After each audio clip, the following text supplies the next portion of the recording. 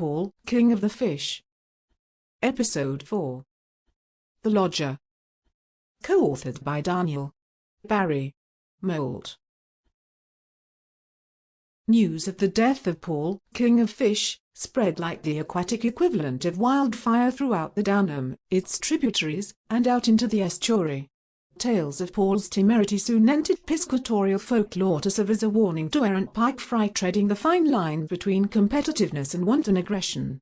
Tales of Paul's temerity also rapidly exited piscatorial folklore, owing to a severe deficiency in extra-instinctive information retention amongst the cold-blooded aquatic vertebrates of the superclass Pisces.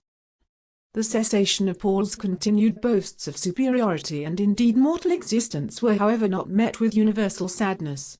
Indeed, the vast majority of the Downham's inhabitants thought Paul was a consummate dickhead, a feeling shared by all those privy to the stories of his existence. One of the most overjoyed and the first to know of Paul's demise was particularly relieved, for he was Sebastian, Lord of Parasites. "Thank fuck for that," thought Sebastian. For the past 9 months Sebastian had taken residence in Paul's portal duct, which was sodding cramped, a fact that had played on Sebastian's mind for the greater part of the last 7 months since his maturation from the choricidia that had swum so freely in the nutritious murky brown water just beneath the big pipe. Sebastian took great pride in the behavior-altering abilities of his species. He could turn any fish into a psychotic mess devoid of logical reasoning. This made them far more likely to get a kicking, except Paul. "I'm an arsing spirometer of the mansoids variety," mused Sebastian. "I can't be having any of this living in some tosser of a pike who doesn't die."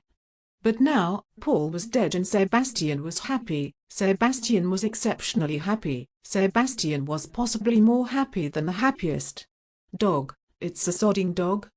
Sebastian was far from happy. Ideally Sebastian would now be working his way through the small intestine of a rodent, a plump, well-fed river rat maybe. He'd seen a few of them when he was younger and by all accounts they were the hostess with the mostis. A dog however was far from ideal.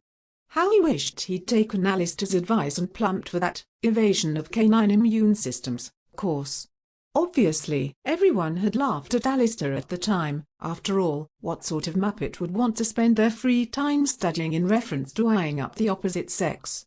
A frown appeared on Sebastian's face at the thought. He was after all a hermaphrodite and such activities struck him as being at least 50% homosexual. Sebastian now realized the irrelevance of his previous thought. Bent or not, he was about to become just another statistic. He'd waited his entire life for the chance to shag his other half, literally. But now he was buggered, or rather he wasn't, 'cause that would have been the idea. Sebastian really hated the way double entendres screwed with his mind. Damn, he was at it again. The realization that his days were now numbered dawned on him. He remembered something about prime numbers and guava, the slipperiest of the fruits, but couldn't for the life of him work out the relevance of the guava. As Sebastian's life ebbed its last ebb, he consoled himself with one last thought. Paul, King of Fish, was a filthy creature riddled with infection, and in no time at all Pukum's ring would be venting its anger in his owner's brand new Volvo. Sebastian had never liked Volvos. Come back soon for episode 5, the final episode of Paul, King of the Fish.